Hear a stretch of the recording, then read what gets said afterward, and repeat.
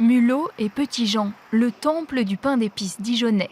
Depuis 1912, sa fabrique est installée au même endroit, boulevard de l'Ouest, et la recette du prestigieux biscuit n'a pas changé. Miel, sucre et farine de froment servent à fabriquer une pâte mère. Cette pâte repose presque 3 semaines avant d'être retravaillée pour devenir du pain d'épices.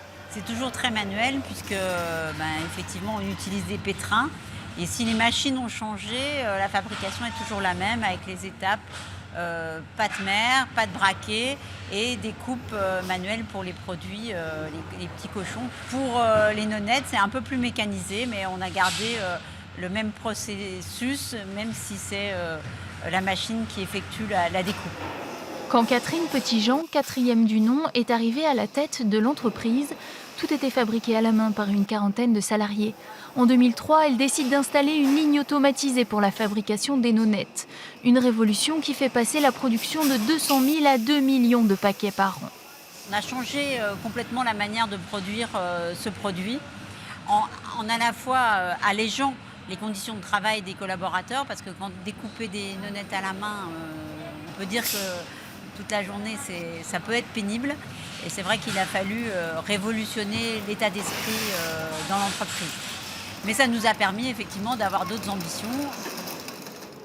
En juillet dernier, une extension de 1000 mètres carrés destinée au stockage et aux expéditions est créée.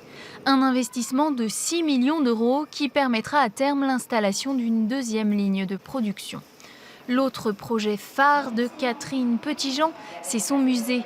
Il retracera l'histoire de la famille Mulot et Petit-Jean en s'inspirant de l'ambiance du bureau d'Auguste, son arrière-arrière-grand-père.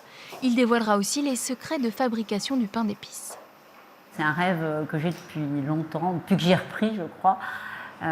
Parce que je sais, on a des collections de vieilles machines, voilà, on a des choses à montrer d'anciens moules, d'anciens emporte-pièces. Et depuis toujours, je rêvais un petit peu de faire partager ce patrimoine. Il faudra attendre avril 2017 pour découvrir ces collections.